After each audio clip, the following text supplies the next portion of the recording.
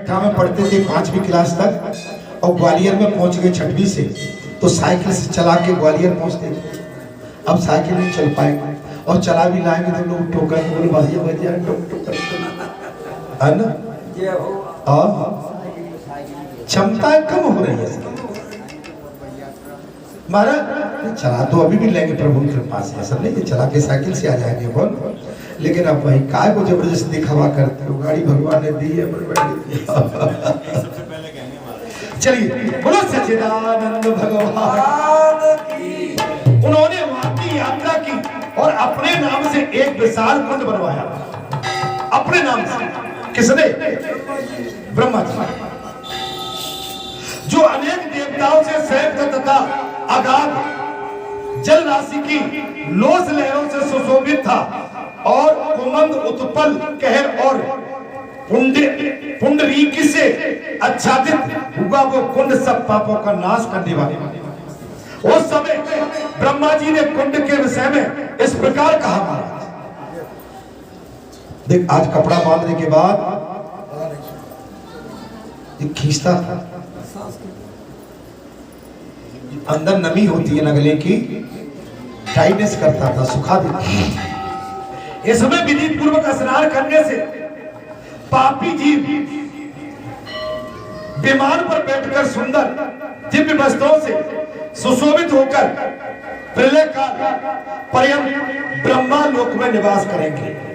यहाँ यथाशक्ति दान और होम करने से मनुष्य तुला दान और अश्वमेध यज्ञ का पुण्य प्राप्त कर लेंगे। इस तीर्थ में विधि पूर्वक किया हुआ स्नान, दान और जप आदि कर्म संपूर्ण यज्ञों के समान महापातकों का नाश करने वाले होंगे। ये कुंड ब्रह्म कुंड के नाम से प्रसिद्ध होगा और इसके समीप में सदा निवास करूंगा, ये ब्रह्मा जी ने कह दिया। बालाजी का जो मंदिर बना है, जब बालाजी 24 घंटे रहते, इसका हिसाब किताब भी ऐसा ही है। अब ये मत मानो कि भगत जी बैठे तभी बालाजी, हम बैठे तभी बालाजी। बालाजी 24 घंटा था बैठे और ये कल्याण के लिए बैठे, सभी के कल्याण। यो कहकर देवादिदेव लोक पितामह ब्रह्मा जी उस तीर्थ को देखकर देवताओं के साथ अंतर ध्यान हो गए। बालाजी ने यही तो कहा था कि भैया मैं आ गया हूं, और कहते मैं साक्षात बैठा हूं। अब तुम चाहते क्या? अब आप चाहते क्या? अब आप यार रूठा बनाई, दाल में नमक कम, नमक में दाल कम, जे कमियां ढूंढने आते हो क्या पूजा करने आते हो? अगर पूजा करने आते हो तो रूखी सूखी खा के तो ठंडा पानी पी मेरे भैया, इससे काम चले।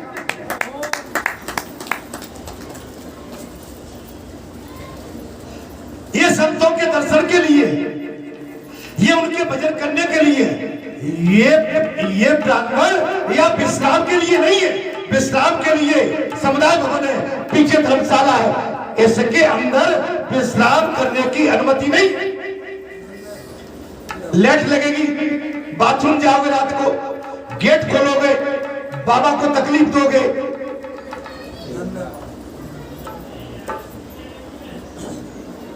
अरे 20 साल पहले जब 2 और रहते थे गृहस्थ, भगत जी ये तो टुकड़ा रहते तो क्या करूं, जिनको जहां लेट बाथरूम बनवा दो, पेशाब बनवा दो, लेटरिन बनवा दो। क्या प्रस्ताव लाते, ये तो कम जाएंगे, हम जैसे धुंगा बहुत घुस जाएंगे और भगत जी जाके फिर उसको उठाएंगे।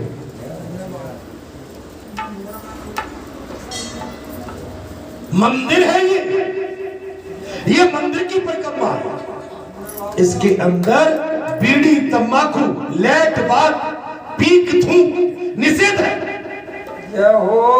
निषेध है। अगर कोई ऐसा करता है तो उसे पातक लगेगा, उसको रोग लगेगा। धन्य बाबा। कुछ मैं अलग से कह गया क्या?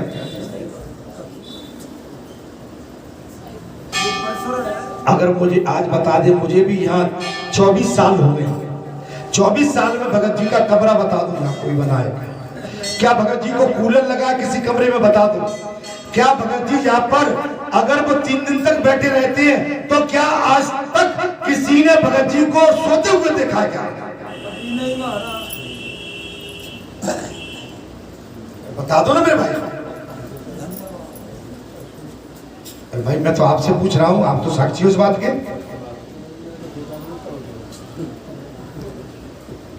अगर 24 घंटे भी बैठा हूं तो ऐसे ही बैठ के उठ गया।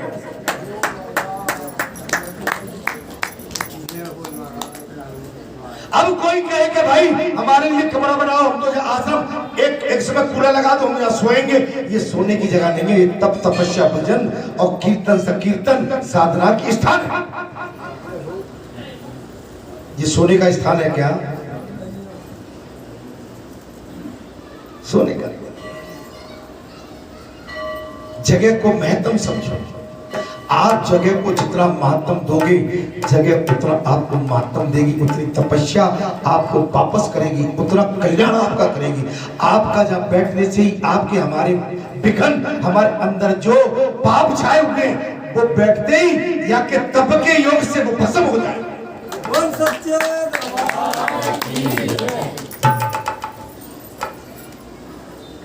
बीड़ी, सिगरेट, तंबाकू, गांजा, भांग, क्या थी भाग को शौक हो?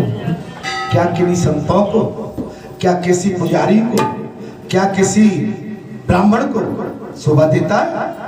ब्राह्मण को तंबाकू, पान, सुपारी, पुड़िया, बीड़ी, सिगरेट किसी संत को, भगत को ये खाते हुए शोभा देती है? आप अपने मुंह में उधर तो तपस्या कर रहे हो, उधर आप श्लोक का मंत्र कर रहे हो, उधर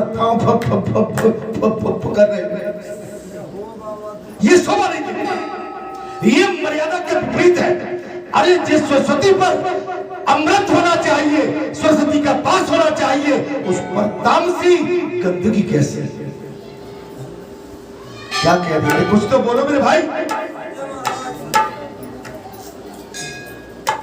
क्या कलारी के सामने एक पगुआ खरीद के और बिल्कुल मार के और फिर भगवा पहन के फिर भगत जी बन के बैठ के बोले हम आगे? ये नहीं है। इससे हमारा धर्म भ्रष्ट होता है, हमारी साधना में पातक लगता है, हम पाखंडी कहलाएंगे। हम भगवान के नाम को लेते हैं तो भगवान की मर्यादा क्या है उसके अनुरूप हमको चलना होगा। भगवान ने जो अपने माता पिता के बचनों के लिए 14 वर्ष का वनवास भोगा, जिस भगवान ने एक धोबी के कहने पर अपनी माता धर्मेश्वरी, माता सती सावित्री जैसी, अनसुईया जैसी पवित्र माता सीता का त्याग कर दिया, क्या ऐसे भगवान का हम पाखंड करके अपमान नहीं करते? तो मैंने इसमें क्या कह दिया? हमारे पुरखा कैसे थे? हमारे बरेठे गांव के पुरखा कैसे थे?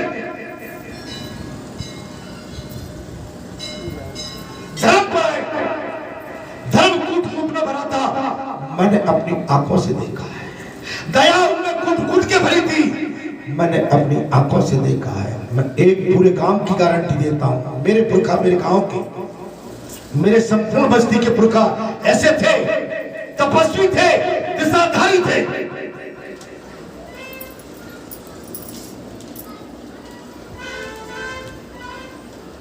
मेरे क्षेत्र के पुरखा, मेरे नगर के पुरखा कैसे थे? दिशाधारी थे, धर्मपरायण थे। आज उसी से ये धर्मपरायण ध्वजा फहरा रही है। आप देखो, तुमने जो कुलह बिचारी, अरे भाई कुछ भटके हुए नौजवानों, आप अपने कुल की ओर देखो, अपनी बस्ती, अपने गांव की ओर देखो। आपके पुरखों के रीत रिवाज क्या थी उनकी तरफ देखो। ब्राह्मण का अधिकार क्या था उसकी तरफ देखो। गौ का अधिकार क्या था उसकी तरफ देखो। एक भिक्षुक का अधिकार क्या था उसकी तरफ देखो।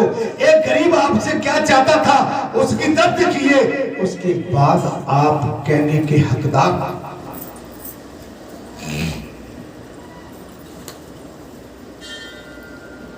यो कहकर देवाधिदेव लोक पितामह वह पूर्व काल में इससे वे ऋण मुक्त होकर पाप आप शून्य हो गए।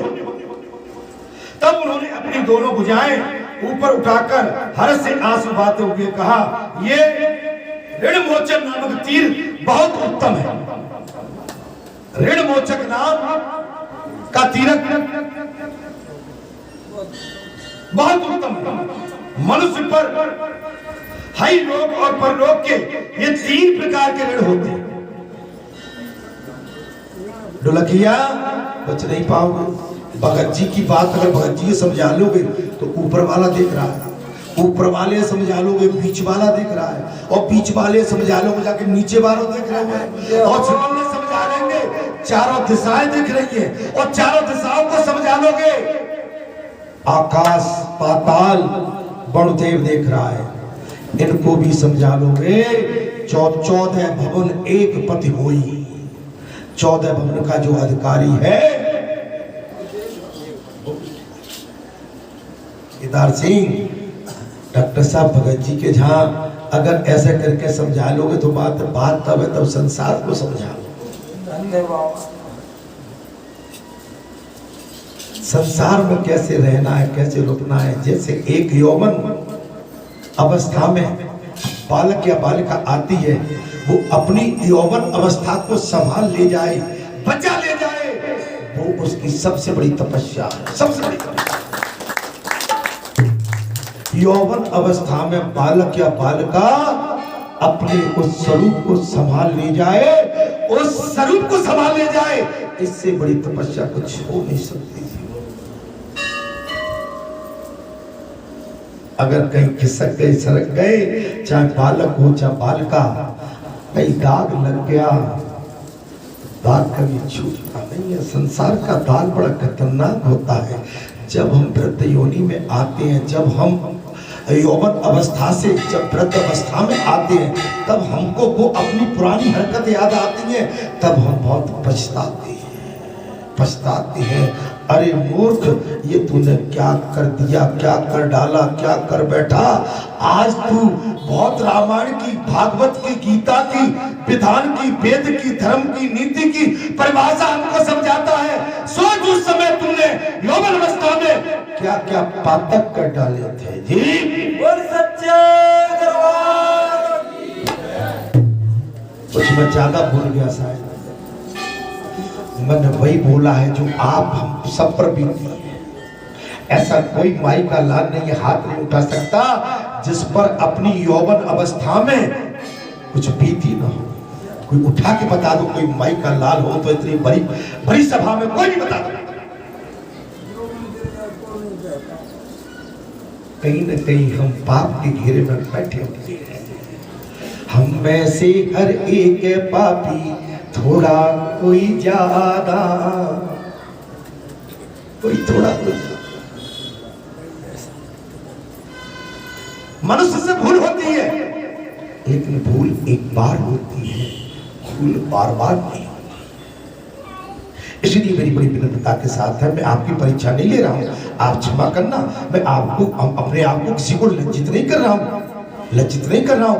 मैं तो आपको वो पुराना टाइम याद दिला रहा हूं जिससे आप भ्रमित न हो जाए। आप अपने आप को संभालो, अपने आप को संभालो। इस समय भी वक्त बचा, समय बचा, इस समय अपने आप को संभाल ले जाओ, आपका हमारा बेड़ा पार हो जाएगा। वो परमात्मा इतना दयालु है कि हमने बड़े ही कुछ भी पातक किए हो, पाप किए हो, अगर हम उनसे क्षमा मांगेंगे क्षमा कर देता। ऐसा दयालु, ऐसा परम पिता, जगत पिता आपको कहाँ मिलेगा। आज पाप करके अगर हम इनके घर में कोई पाप करके कहें तो महाराज हमें क्षमा करो, पाप किया है, जो पहले हमें 4 जूता मारेंगे। तूने हमारे घर में पाप किया और हमसे क्षमा मांग रहे, पहले 4 रहेंगे, 4। वो जगत पिता ऐसा दयालु है कि आपने उसी के घर में, उसी के संसार में और उसी की आंखों के सामने पाप किया, लेकिन उसके बाद भी वो क्षमा कर।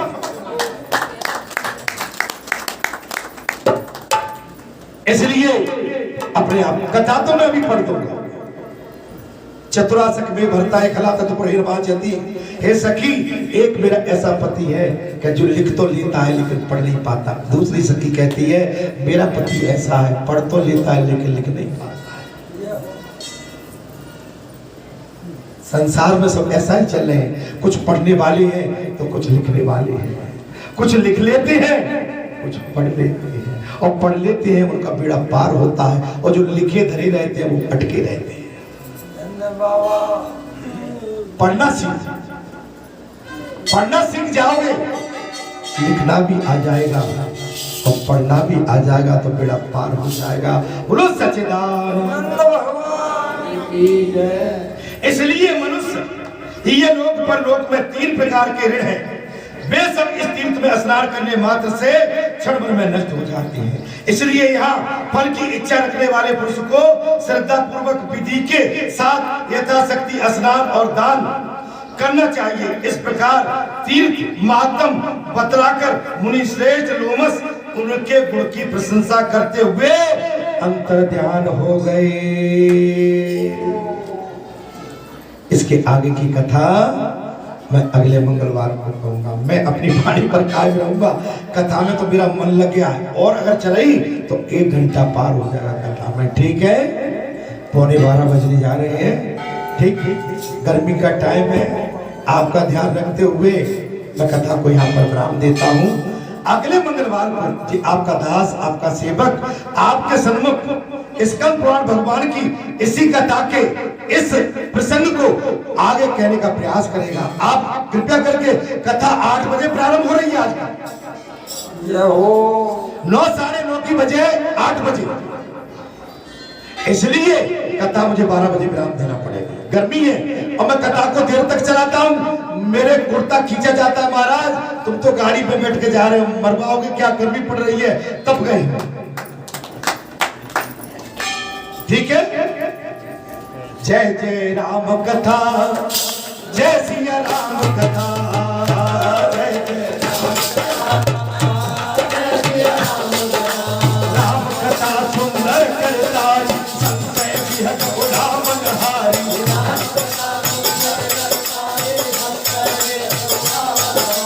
राम कथा कल्पित पथुधारी, सादर सुन गिरराज कुमारी।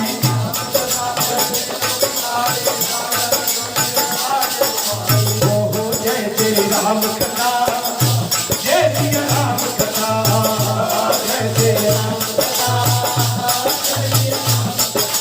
राम कथा सत किरण समाना, संत चकोर करेंगे पाना। राम कथा ऐसे संत दीन भवानी, महादेव कब कहा बखानी।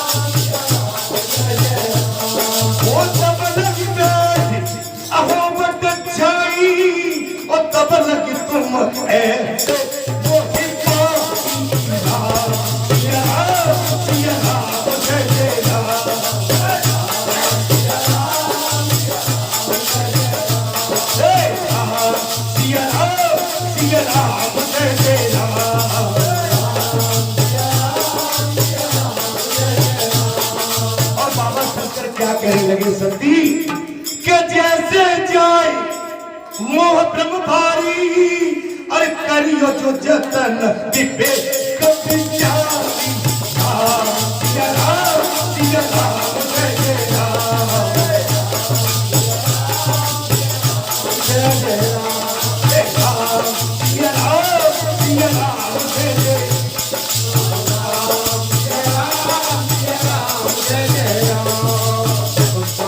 बोले सती जैसे जाए मोह ब्रह्मारी करियो जो जतन विवेक विचार। अब देखिए ओ चली सती शिव आयुष पाई अरे करो विचार करो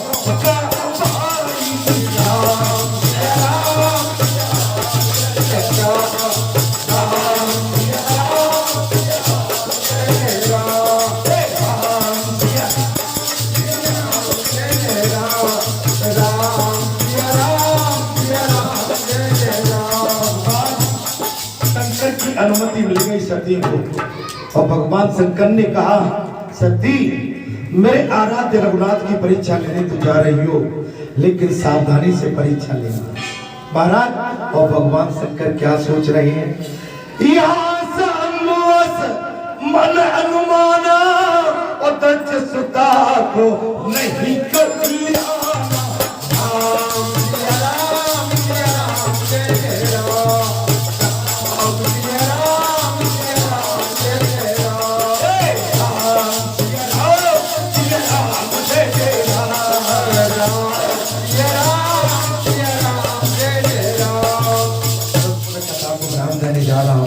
देखिए भगवान शंकर क्या कहने लगे। या कथा में भी बहुत समझाने का प्रयास किया गया। मेरी पंक्तियों पर ध्यान देना। कथा में प्रातःकाल 8 बजे की कथा जब से प्रारंभ हुई है तब से केवल समझाने का काम किया है। भगवान शंकर भी यही कह रहे क्या मोरे कहे न संशय जाई और विधि विपरीत बदलाई